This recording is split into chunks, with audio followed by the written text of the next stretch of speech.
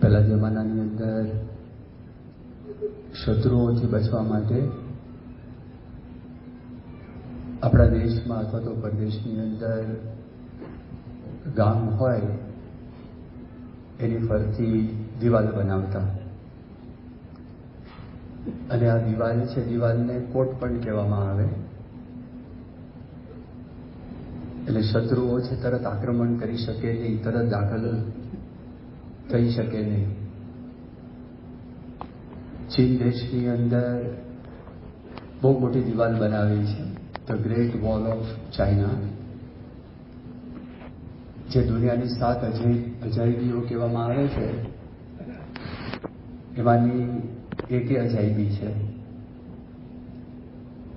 એની લંબાઈ 21,000 કિલોમીટર કરતાં વધારે છે. આમ તો ચીન દેશનો આપણે વિચાર કરીએ તો પૂર્વથી પશ્ચિમ 3,000 માઇલ છે, પણ આ બધી દિવાલો ડુંગરોની અંદર છે, ઉપર નીચે જાય, અને એવી રીતે એની લંબાઈ માપવામાં આવે તો 21,000 કિલોમીટર કરતાં પણ એ દિવાલ છે, એ દિવાલ લાંબી બને. હવે એ શેના માટે કરે છે? જેને કરીને શત્રુઓ અંદર દાખલ થઈ શકે નહીં. એના કરતાં કોઈ મોટી દિવાલની કલ્પના કોઈ કરી છે કે આખી પૃથ્વી હોય અને પૃથ્વી છે એ 25,000 માઇલ એનું સરકમફરન્સ છે પૃથ્વીનો. એની ફરતી દિવાલ તો બનાવવાનો સંકલ્પ થાય નહીં, કારણ કે બધે ઠેકાણે જમીન નથી અને વચ્ચે સમુદ્ર આવે છે. 67% આ પૃથ્વી ઉપર સમુદ્ર છે, એટલે એવી દિવાલ તો બને નહીં. પણ એના કરતાં કોઈ મોટી દિવાલ ત્રિલોકી છે, ત્રિલોકીને આવરી લેતી હોય, એના કરતાં કોઈ મોટી દિવાલ 14 લોકનું બ્રહ્માંડ છે એને આવરી લેતી હોય.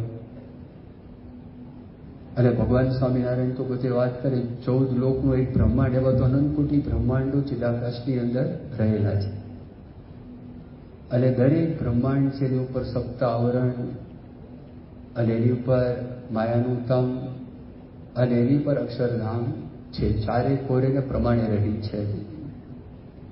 પણ એવી એક કલ્પના શ્રીજી મહારાજે કરેલી છે.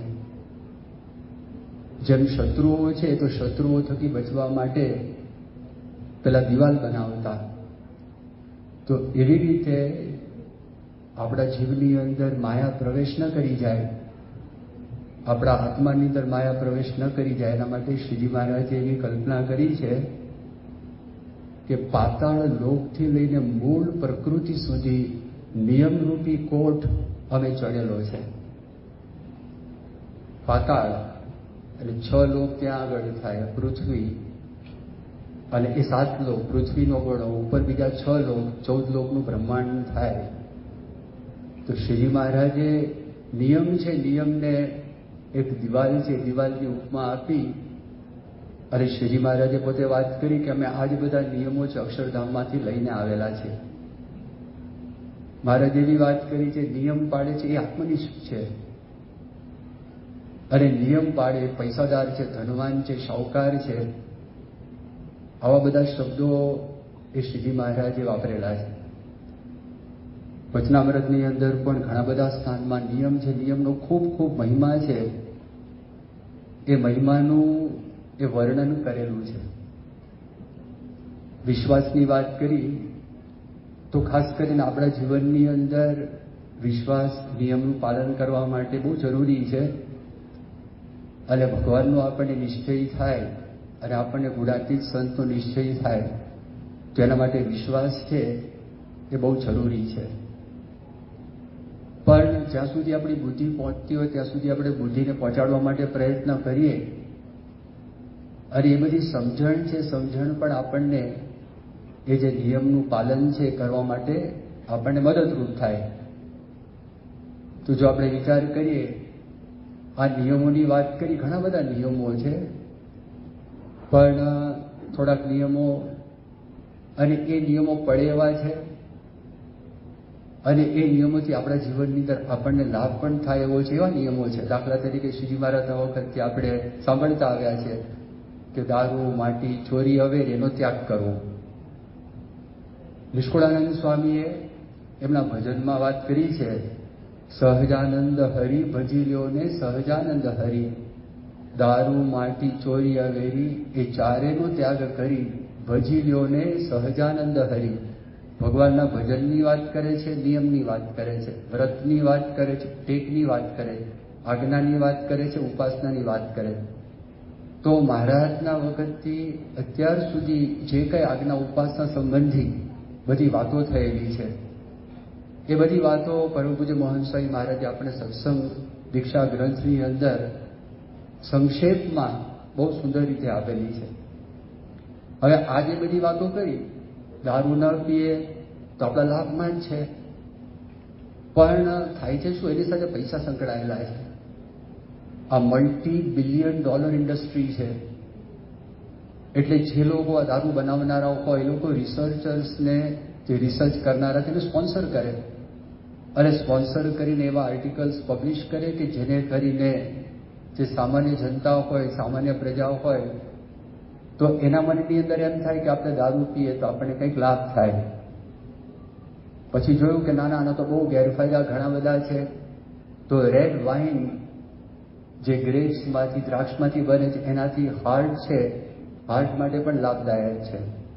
પણ જ્યારે ઊંડાણથી તપાસ કરો ત્યારે તમને ખબર પડે કે રિસર્ચ આર્ટિકલ લખનારા એ વ્યક્તિને વેસ્ટેડ ઇન્ટરેસ્ટ એ વ્યક્તિને હોય, એને સ્પોન્સર કરેલું હોય, પણ રિસર્ચ બધા જ જેટલા સર્વેક્ષણો અને મેડિકલ કમ્યુનિટીની અંદર થયેલા છે, તો એનો સાર એટલો છે કે there is no safe level of drinking alcohol. There is no safe level.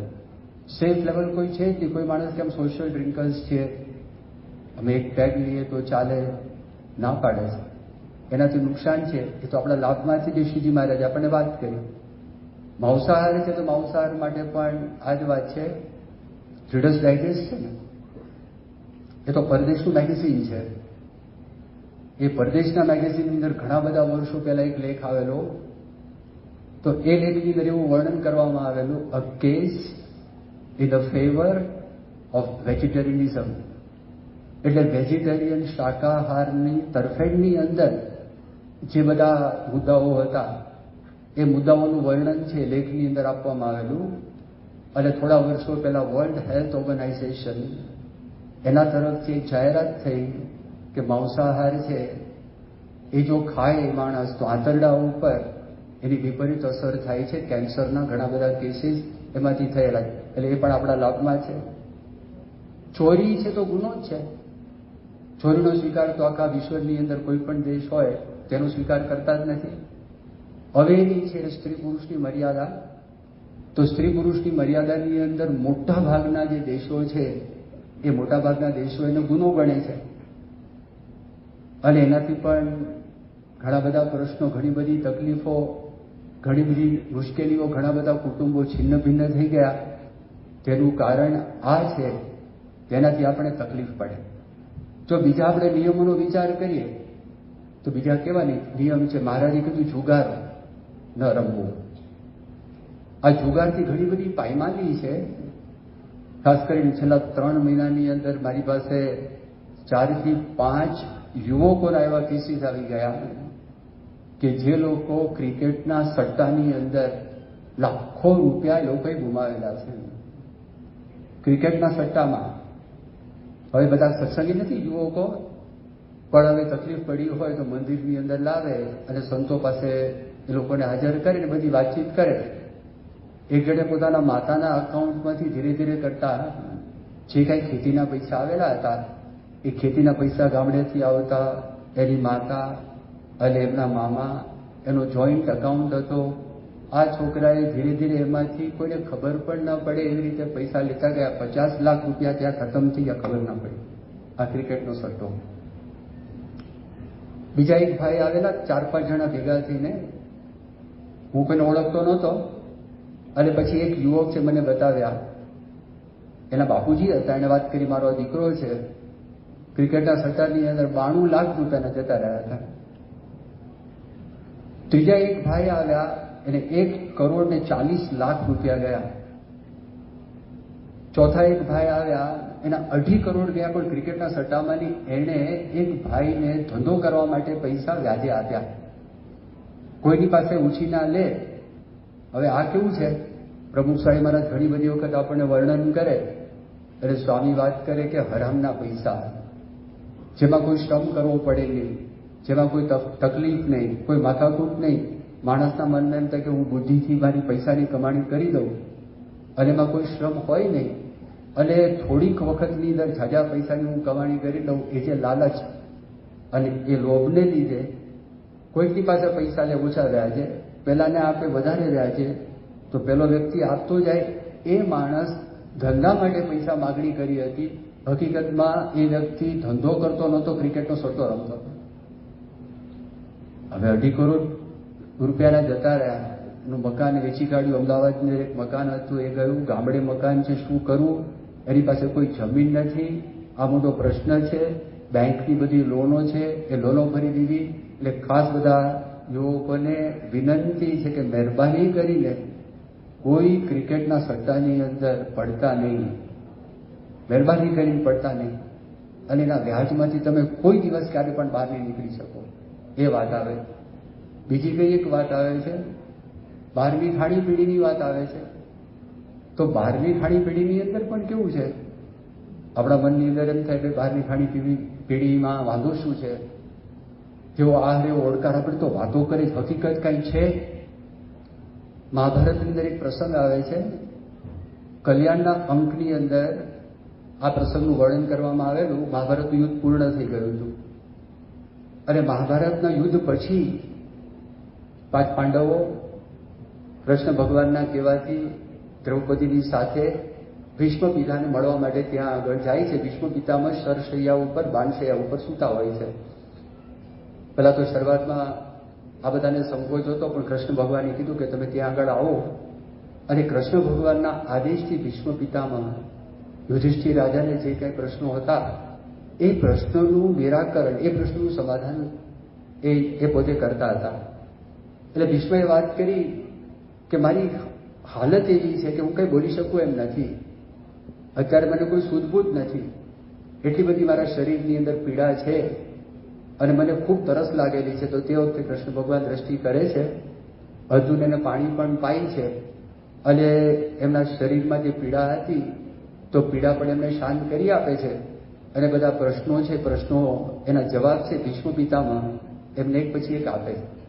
એ જ્યારે ધર્મની વાતો કરતા હતા, એમાં એક પ્રસંગ એવો બન્યો કે દ્રૌપદીને હસવું આવી ગયું. હવે આ હસવાનો અવાજ ભીષ્મએ સાંભળ્યો. એટલે ભીષ્મએ કીધું કે બેટી, કે શા માટે તું હસી? એને કોઈ દાદાજી મને માફ કરજો, મને હસવું આવી ગયું, મને ક્ષમા કરો. એણે કીધું જે પુલવધુ હોય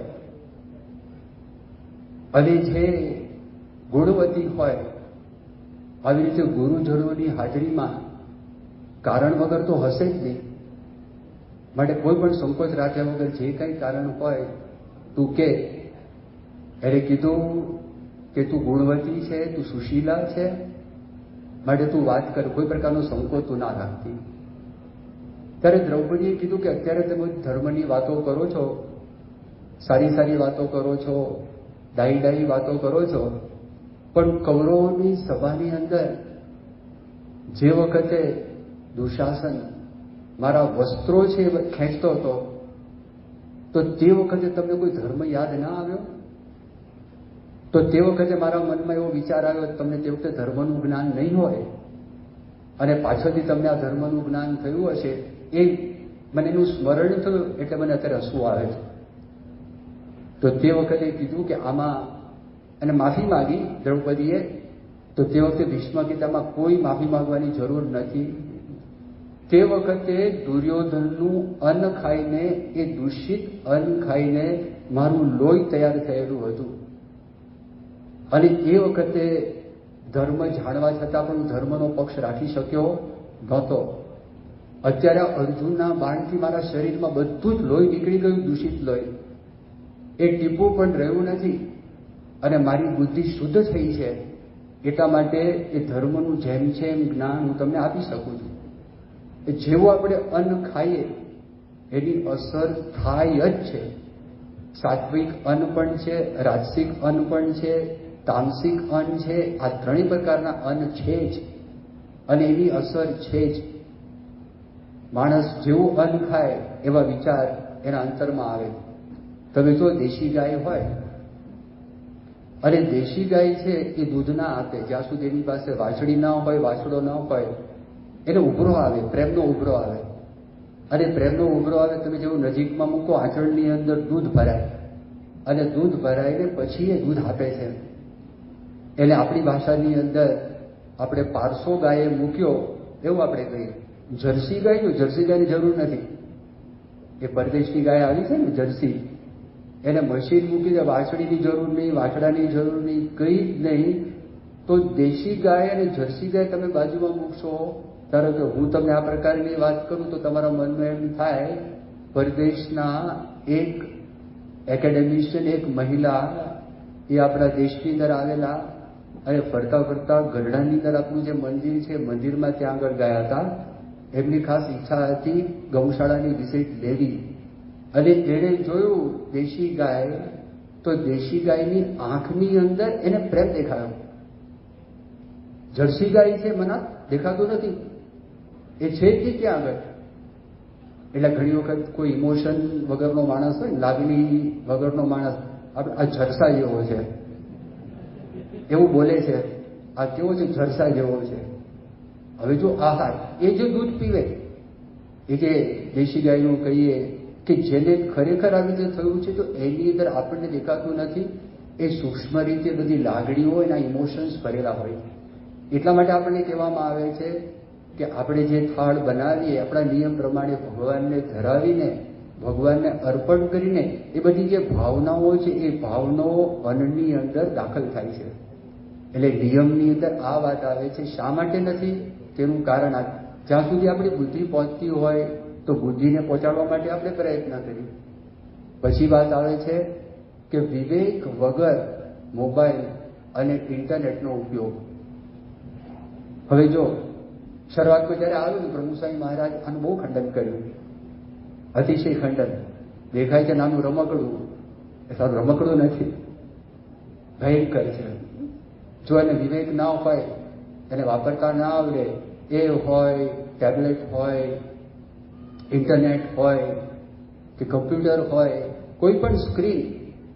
તો થોડા વખત પહેલા અહીંયા આગળ નિશિતભાઈ કરીને છે, કનુભાઈ આચાર્યના દીકરા છે, તો એમણે એક આર્ટિકલ ઇન્ડિયા ટુડેની અંદર આવેલો છે, અરુણ પુરીએ, એના એડિટર ઇન ચીફ, તો એને વિશે લેખ લખેલો છે અને એક વ્યક્તિએ આખું રિસર્ચ કરેલું છે કે એનાથી શું અસર થાય છે. ફક્ત કેટલો ઉપયોગ એનો વધી ગયો છે કે જે લોકો ઓનલાઈન શોપિંગ કરે છે, કન્ઝ્યુમર્સ છે, આખા વિશ્વની અંદર આપણા દેશમાં મેક્સિમમ એનો જે સમય કે 2.4 hours, 2.4 કલાક ખાલી કન્ઝ્યુમર વાપરે છે. અને એણે વર્ણન કર્યું કોવિડ દરમિયાન 15 કલાક સુધી છોકરાઓ એ ઓનલાઈન ચોંટેલા હતા. ડોક્ટરો, એઇમ્સના ડોક્ટર, એ સિવાય ગવર્મેન્ટની મોટી મોટી હોસ્પિટલો આપણા દેશમાં જ્યાં આગળ છે, જેટલા પીડિયાટ્રિશિયન્સ છે અને સાયકાઇટ્રિસ્ટ છે, તો એ લોકોએ એ વાત કરી કે આનાથી શું માઠી અસરો થાય છે. એટલે વર્ણન કર્યું એઇમ્સના ડોક્ટર પંકજ કરીને છે, વર્ણન કર્યું અમારી પાસે 2-3 વર્ષના બાળકો આવે, હજી બોલતા શીખ્યા નથી, હજી મોઢામાંથી શબ્દો કાઢતા નથી, એના મોઢા ઉપર કોઈ લાગણી દેખાતી નથી, ફક્ત બોડી જેસ્ચર્સથી અમારી સાથે વાતો કરે છે. કારણ શું? એને ત્યાં આગળ એ લોકોને નથી કુટુંબીના સભ્યોની જરૂર, કારણ કે કાર્ટૂનનું કમ્ફર્ટ મળે છે, એને ચીપ એન્ટરટેનમેન્ટ પ્રાપ્ત થાય છે. એટલે એને નથી મિત્રોની જરૂર, નથી એને કોની સાથે કમ્યુનિકેટ કરવાની જરૂર. એટલે ઇમોશનલ સ્કિલ્સ છે, સોશિયલ સ્કિલ્સ છે, એના ડેવલપ થતા જ નથી. એણે વાત કરી ન્યુરોપ્લાસ્ટિસિટી, આ એક મેડિકલ ટેકનિકલ ટર્મ છે, એનું વર્ણન કરે છે કે એને બાળકો નાના મોટો માણસ હોય, આપણું મગજ છે, મગજની સૌથી બહારનું પડ છે કોર્ટેક્સ છે. તો એ કોર્ટેક્સનું જે પડ છે, આપણી જે 5 જ્ઞાનેન્દ્રિયો છે, એ 5 જ્ઞાનેન્દ્રિયો આપણને જે સ્ટિમ્યુલેશન થાય છે, તો એ સ્ટિમ્યુલેશન છે, એનું ઇન્ટરપ્રિટેશન છે, કોર્ટેક્સ કરે છે. હવે એનું લેયરની અમુક થિકનેસ છે, અમુક જાડાઈ છે. તો વધારે પડતા આ જોવાથી, વધારે પડતું આ કરવાથી there is thinning of this cortex, એ પાતળું થાય છે. એને ન્યુરોપ્લાસ્ટિસિટી કહેવામાં આવે. તો એને કરીને ઘણા બધા પ્રીમેચ્યોરિંગ, આજે નાના ટોડલર્સ મોટી ઉંમરના થાય તો તે વખતે એનો ઉપયોગ થાય, ધીરે ધીરે ઘસારો આવે. પણ આ તો નાની ઉંમરથી શરૂ થઈ ગયું છે. અને નાની ઉંમરથી શરૂ ડેન્જર, એ જબરજસ્ત મોટું ડેન્જર એનું વર્ણન કરે. બીજી વાત કરી, યાદશક્તિ ઘટી જાય. હવે આ એને ગજબ તર્ક આપેલો છે અંદર. એટલે તર્ક એવો આપ્યો છે, આપણા મનમાં શું છે કે યાદ રાખવા જેવું હોય ને, આપણે મોબાઈલમાં સ્ટોર કરી દઈએ. પછી એ દ્રશ્યો હોય, અથવા તો તમને જે કોઈ વ્યક્તિને બહારના માણસો વિષય જીવ છે તો વિષયનો એ સંગ્રહ કરેલો હોય, અને જેને બીજું કંઈ કરવાનું હોય તો એમાં મૂકવામાં ના નથી. પણ જો એને વિવેક ન હોય, સમજ ન હોય, તો શું વર્ણન કરે છે? એની મેમરીને, એની યાદશક્તિને એક્સટર્નલાઇઝ કરે છે. જ્યારે એને એક્સટર્નલાઇઝ કરે છે, એના મનમાં કમ્ફર્ટ છે. અને કમ્ફર્ટ એ છે કે ભાઈ મોબાઈલમાં છે, કોમ્પ્યુટરમાં છે, ઇન્ટરનેટમાં છે, ઉપયોગ કરવાનો ટાઈમ જ મળતો નથી. એને ક્યારે ઉપયોગ કરો, કેટલું બધું નાખેલું હોય, એનો પોતે ઉપયોગ કરતા નથી. અને પોતાની મેમરી છે ને, એ નાશ થાય છે, અંદર નાખે છે. એટલે એટલું બધું વર્ણન કરેલું છે. તમને જો એ લેખ મળે તો એ ખરેખર બધાએ ખાસ એ સંપૂર્ણ લેખ વાંચવા જેવો છે. કારણ કે વર્ણન કર્યું કે એ વર્ણન કરે છે અરુણપુરી કે 4th વેવ, આજે 3rd વેવ આવી ગયો કોરોનાનો, 4th વેવ આવવાની સંભાવના, શક્યતા છે. પણ એક સાયલેન્ટ વેવ, એક એપિડેમિક આખા વિશ્વને ગ્રસી રહ્યો છે, ખાસ કરીને ભારતવાસીઓને. અને એ છે સોશિયલ મીડિયા. એ ટૂંકમાં સોશિયલ મીડિયા ફક્ત નહીં, પણ સ્ક્રીન ટાઈમ. તમે જે રીતે સ્ક્રીન ટાઈમનો ઉપયોગ કરો, ખબર કેવી રીતે પડે તેમનું વ્યસન થયું છે, એનો તમને ખ્યાલ કેવી રીતે આવે? એનું વર્ણન કર્યું. જો તમારી પાસે મોબાઈલ ન હોય અને તમને કંઈક અધૂરપ લાગે, કંઈક ખૂટતું લાગે, સમજવું વ્યસન છે. તમને સેજ બીક લાગે, સમજવું વ્યસન છે. અને જેમ અહીંયા આપણને ઉપાસો કરાવે છે ને, આ બધા ડોક્ટરો એના ઉપવાસ કરવાનું કે છે કે દર 15 દિવસે એક ઉપવાસ કરો. કયો ઉપવાસ? મોબાઈલ વાપરવાનો જ નહીં. પંડ્યા સાહેબ આપે છે. અચ્છા, એનો ઉપયોગ કરવાનો જ નહીં, એનું વર્ણન કરેલું છે. એટલે કેવી રીતે તમે ડિટોક્સ થાવ, આ જે ટોક્સિન દાખલ થઈ ગયું છે અંદર, એ ટોક્સિન કેવી રીતે દૂર થાય તેનું આખું વર્ણન કરેલું છે.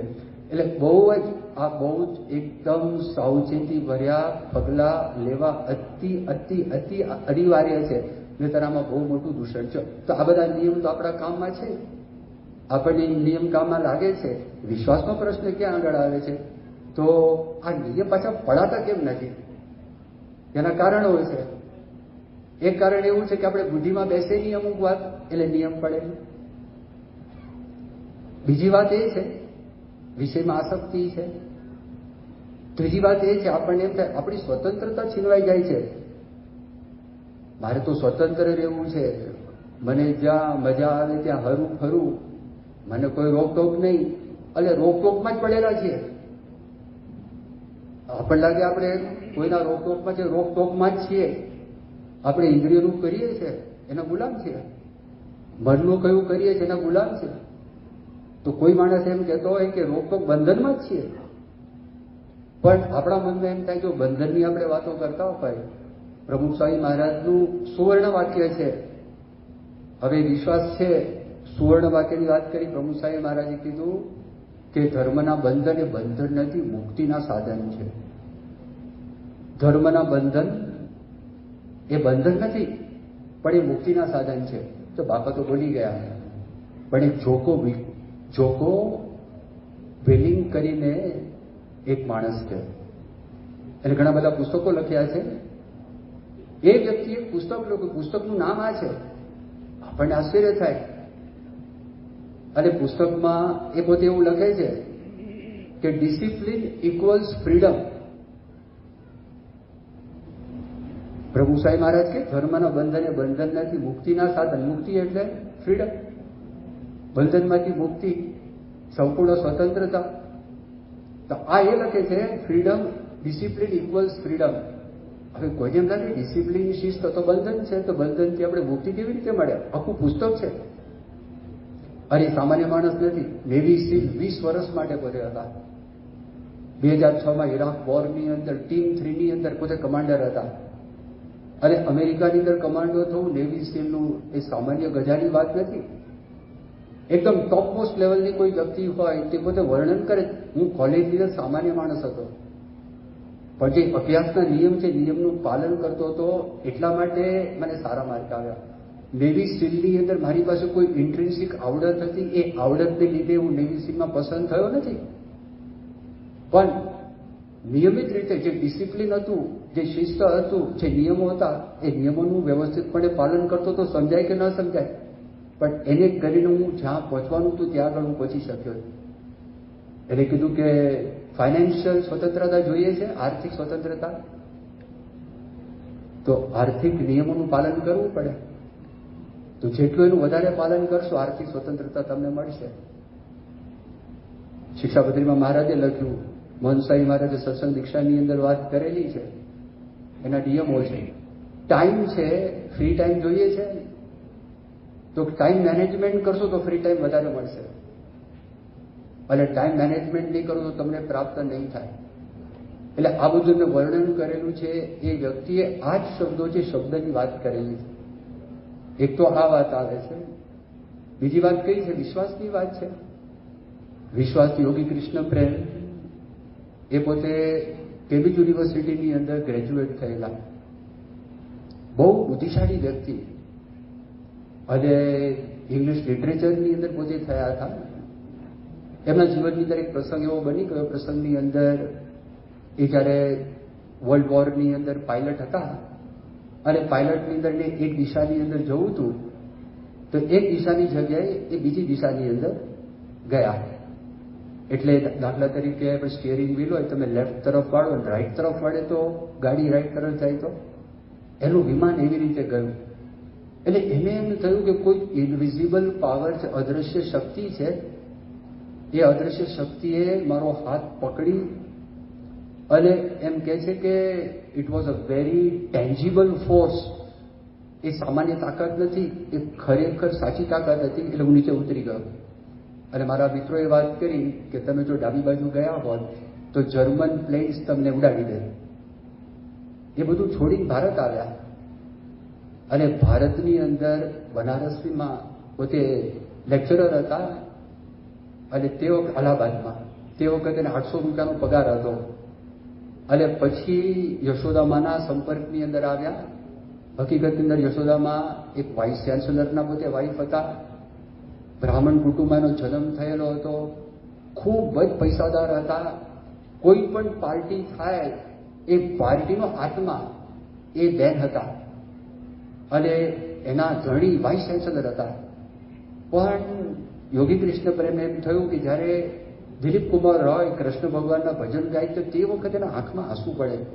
એને થયું કે આનું હૃદય છે, જેમ દેવતા ઉપર રાખ લાગી ગઈ હોય એમ આના ઉપર બહારના પ્રસંગથી રાખ લાગી ગઈ છે, પણ એનો આત્મા દૈવી આત્મા છે. તો એના સંપર્કમાં આવ્યા અને ખબર પડી. યશોદામાએ સંન્યાસ ગ્રહણ કર્યો, અને યોગી કૃષ્ણ પ્રેમે થોડા વખત પછી એને પણ સંન્યાસ ગ્રહણ કર્યો. એનું નામ રોનાલ્ડ નિક્સન હતું, એ ગ્રહણ કર્યો. હવે બનેલું એવું, અલ્મોરા છે, અલ્મોરાથી ઉપર 18 માઇલ દૂર મિર્તોલા છે, અને મિર્તોલામાંથી એક આશ્રમની સ્થાપના થયેલી. અને એ સ્થાપના વખતે ક્યારેક ક્યારેક અલ્મોરા કામ માટે એમને નીચે આવવું પડે, તો ત્યાં આગળ એક સાયન્ટિસ્ટ હતા, એમના પત્ની અમેરિકન બાઈ. અને આ અમેરિકન બાઈ સામાન્ય બાઈ નહીં, પણ એમર્સન, આપણે હેનરી ડેવિડ થોરોનું ઘણી વખત ડોક્ટર સાહેબ વાત કરે નામ સાંભળ્યું, એ એના ગુરુ હતા એમર્સન. અને ગાંધીજી ઉપર એમર્સનની જે અસર થઈ હતી, તો એની ગ્રાન્ડ ડોટર હતી એ. હવે એ ત્યાં એની સાથે પેલા સાયન્ટિસ્ટે લગ્ન કરેલા, હવે પેલો આવે ઉપરથી યોગી કૃષ્ણ પ્રેમ તો ક્યારેક આના ઘરમાં રોકાય, એ પેલી ખાવાની વાત કરે. એ ખાવાની વાત કરે તો તે વખતે આ એમ કે ભાઈ અમારે તો નિયમ છે, અને નિયમ એવા છે કે તમારે ચોખ્ખો કરી નાખવાનો. તમારા વાસણમાં મારે ખવાય નહીં. નવા વાસણ પિત્તળના એ બજારમાંથી એ બેન લઈ આવ્યા. તમારા મસાલા અમને ચાલે નહીં, માટે નવા મસાલા છે, મસાલા લઈ આવ્યા. શાકભાજી પણ તમારા ફ્રીજમાં મૂકેલા શાકભાજી નહીં, પણ બજારમાંથી નવા ખરીદેલા શાકભાજી, અને એ બધું સાફ કરી જાતે રસોઈ બનાવે, ભોગ ધરાવે અને જમે. તો પેલો સાયન્ટિસ્ટ એનો પતિ હતો ને, એને એકવાર મશ્કરી કરી. એણે કીધું, યોગી કૃષ્ણ પર મને આ સમજાતું નથી. મારી વિધવા દાદીમાં, આ કલ્પના કરી, વિધવા દાદીમાં આ બધા રિચ્યુઅલ્સ છે, કર્મકાંડ છે, વિધિ નિષેધનું પાલન કરે તો હું સમજી શકું, પણ તું તો કેમ્બ્રિજમાંથી ગ્રેજ્યુએટ થયેલો છું, અને તારું એવું બેકગ્રાઉન્ડ હતું, તે વખતે તો તે ગાયનું પણ માંસ ખાધું હશે, અને અત્યારે તું આ બધું પાલન કરે છે. યોગી કૃષ્ણ પ્રેમે બે વાત કરી, હસતા હસતા એણે કીધું, હવે આ વાત વર્ષો પહેલા એમણે કરી, અત્યારે પણ આ જ વાત લાગુ પડે છે. એણે કીધું કે જ્યારે આ જમાનાની અંદર બધી જ પ્રકારના સંયમ, આંતરિક બાહ્ય સંયમનો લોકો ત્યાગ કરી રહ્યા છે, તો તે વખતે કોઈ પણ આંતરિક બાહ્ય સંયમ છે ને એ લાભદાયક છે. પહેલી તો આ વાત કરી. પછી બીજી સીધી વાત કરી. એણે કીધું, હું કોણ કેનારો, હું આટલું પાડીશ, આટલું નહીં પાડું, આટલું કરીશ, નહીં કરું. મારી આગળ જે લોકો ધ્યેય સુધી પહોંચેલા સાધકો અને જે રસ્તા ઉપર ચાલેલા છે, એ બધા સાધકોએ આ રસ્તા બતાવેલો છે અને મારી આગળ ચાલેલા છે, તો હું કોણ કેનારો, ક્યાં ત્યાગ ભાગ કરનારો હું કોણ? જો વિશ્વાસની વાત આવે, એ જબરજસ્ત વાત. બુદ્ધિ હોવા છતાં બુદ્ધિની મર્યાદાનો સ્વીકાર કરી અને વિશ્વાસ છે એ વિશ્વાસ ઉપર જાય છે. હવે આપણે વિચાર કરીએ, કેવા પુરુષ આપણને મળ્યા છે. ભગવાન સ્વામિનારાયણ ગુણાતીત ગુરુ પરંપરા જો એમના જીવન કાર્ય સંદેશનો આપણે વિચાર કરીએ, એક કે એક પાસાનો વિચાર કરીએ, તો આ વાતની આપણને 100% દ્રઢતા થાય અને 100% ભરોસાપાત્ર વિશ્વાસ મૂકવા જેવા આપણને લાગે. શાસ્ત્રીજી મહારાજે પોતે એક વાત કરી કે મારી જિંદગીની અંદર મેં એવું એક પણ કામ એવું કર્યું નથી કે મારે પસ્તાવવું પડે. હવે આ શબ્દોનો વિચાર કરો, માણસને પસ્તાવવું ક્યારે પડે? ખોટું કામ કરે ત્યારે. ખોટું કામ કર્યું હોય તો જ પસ્તાવવાનો વારો આવે. એક ભાઈ હતા, બહુ મોટી ઉંમર, હું તમને વાત કરું છું. નાનપણમાં એક પ્રસંગ બન્યો. નાનપણમાં યુવાન અવસ્થા હોય, અને યુવાન અવસ્થાની અંદર એ માણસને ખબર પડતી નથી. હવે એક મોટા ગામની વાત છે, અને આ પ્રસંગ એમણે જાતે કહેલો. પ્રસંગ એવો બનેલો, એક મધપુડો હતો, અને એક બેન છે ને મધપુડા નીચે ચાલતા હતા, આમ પસાર થયા. હવે આને પથ્થરથી મધપુડો તોડ્યો. એ આખો મધપુડો પડ્યો પેલા બેન ઉપર, અને મધમાખીઓ બધી એને કરડી. બેન મરી ગઈ. મોટી ઉંમરના હતા. આ પ્રસંગ એ 40 વર્ષ પછી પણ ભૂલી શકતા નથી. જો પસ્તાવો થાય છે કારણ કે કંઈક ખોટું કામ કરેલું છે. શાસ્ત્રીજી મહારાજે કીધું, મારી જિંદગીની અંદરની, પ્રભુ સ્વામી મહારાજે તંત્રીય પ્રશ્ન પૂછેલો કે સ્વામી તમારા જીવનમાં કોઈ પસ્તાવાનો પ્રસંગ? સ્વામી કે પસ્તાવા જેવું છે જ નહીં. શાસ્ત્રીજી મહારાજ, યોગીજી મહારાજ જે બધી આજ્ઞાઓ કરી, આજ્ઞાનું પાલન કર્યું, ભગવાનનું ભજન કરીએ છીએ, પસ્તાવાનો કોઈ પ્રસંગ જ ઉપસ્થિત થયો નથી. એક વખત વિદ્યાનગરની અંદર એક પ્રસંગ એવો થયો કે વિદ્યાનગરમાં ડિબેટ થઈ. ડિબેટ છે ને હંમેશા બહુ ડેન્જરસ ડિબેટ હોય છે. એમાં ધ્યાન રાખવું પડે કે માણસની વૃત્તિ વધારે પડતી નેગેટિવ હોય છે. નેગેટિવ બોલનારા માઇક ઉપર ગજવી નાખે, બહુ પાવરફુલ બોલે, તર્કો પણ એવા આપે, કદાચ લેખો પણ એવા આવે જેને કરીને માણસનું મન છે થોડુંક બધું ડિસ્ટર્બ થાય, વિચલિત પણ થાય. એવી આ વાત છે. તો ત્યાં ડિબેટનું આયોજન હતું આપણા છાત્રાલયમાં. આમાં સત્યનો જય કે અસત્યનો જય, એ ડિબેટ થઈ. હવે ડિબેટની અંદર અસત્યનો જયવાળા બહુ પાવરફુલ વક્તાઓ હશે, અને બધા દ્રષ્ટાંતો આપતા હતા, અને દ્રષ્ટાંતો આપીને એક પછી એક વાતો કરતા હતા. અને એમાં જ્યારે અસત્યનો જય એના બધા ઉદાહરણો આપતા હતા. તે વખતે તાળીઓના ગડગડાટ, બધા છોકરાઓ બેઠા હતા, વારે વારે તાળીઓ પડતી હતી. પ્રભુ સ્વામી મહારાજ ત્યાં આગળ બેઠા હતા અને ડિબેટ પતી ગઈ. અને ડિબેટ પતી ગયા પછી પ્રભુ સ્વામી મહારાજને આ બોલવાનું હતું. 2021 સાલનો આ પ્રસંગ છે.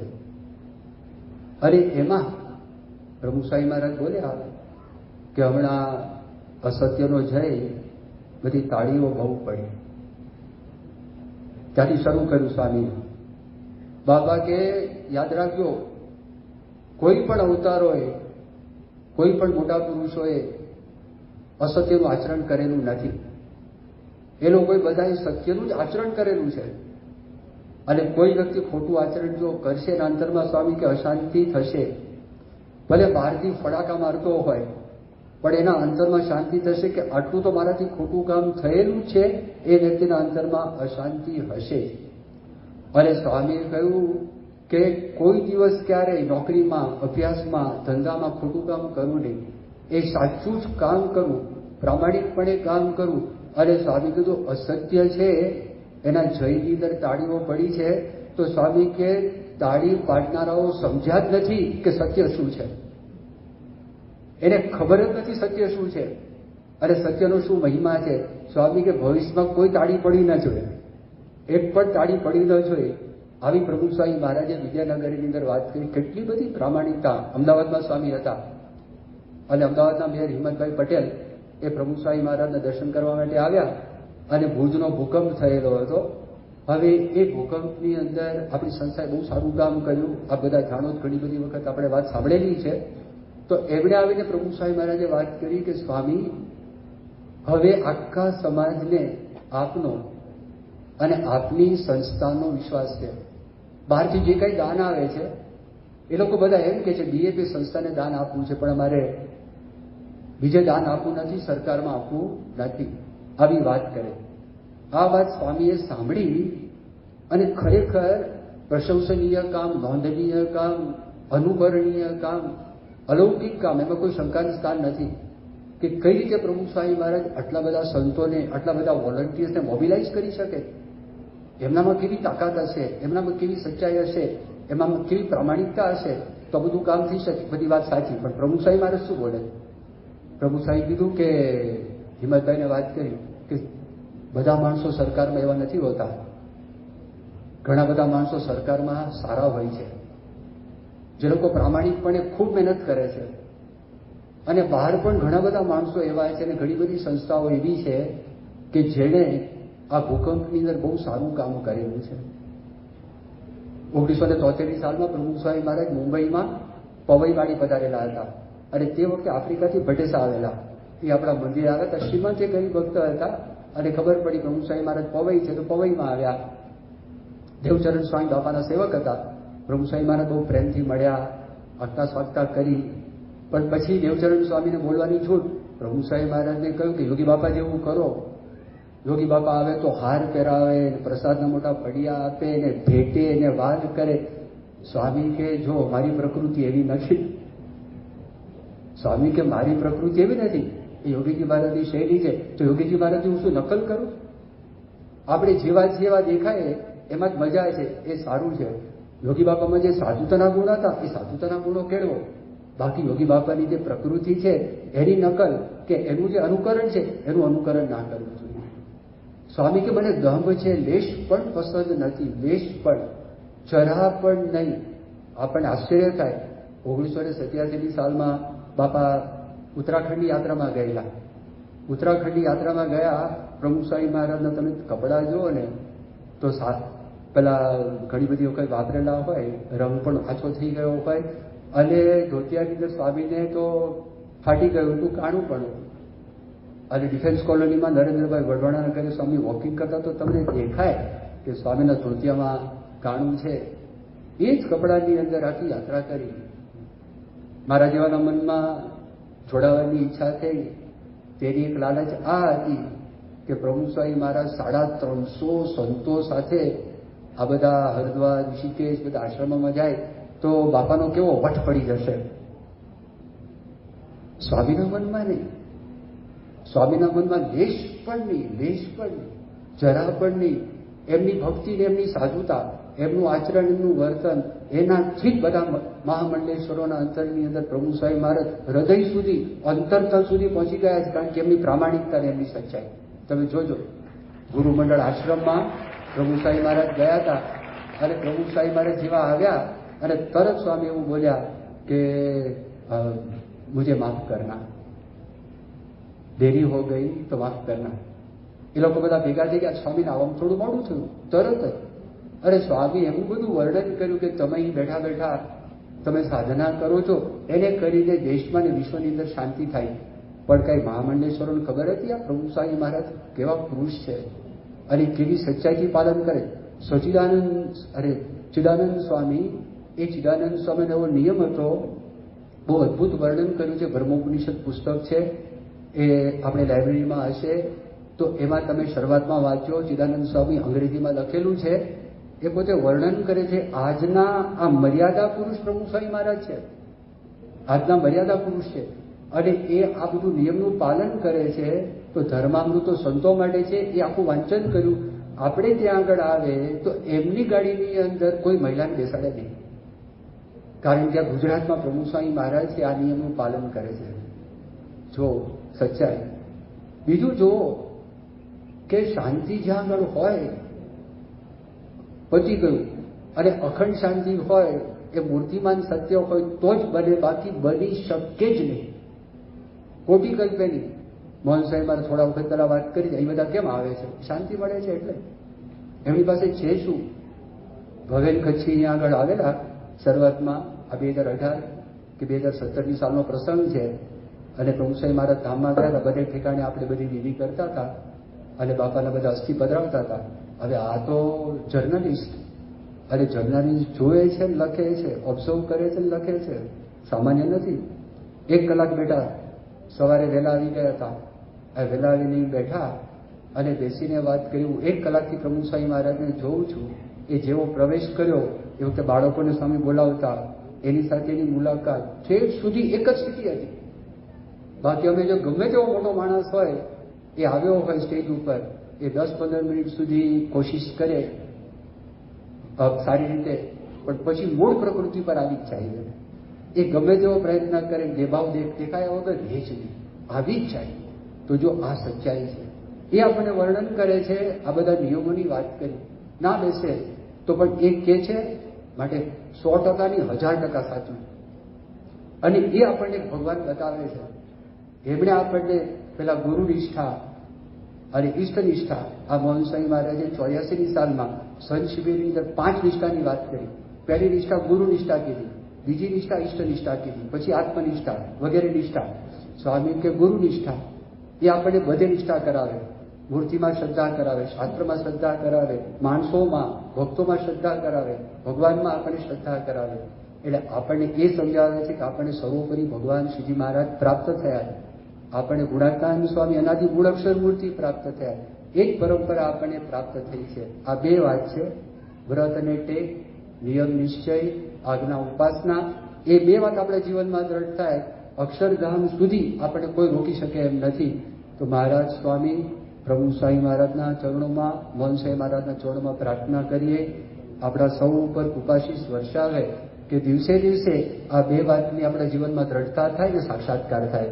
શ્રી સ્વામિનારાયણ ભગવાનની જય.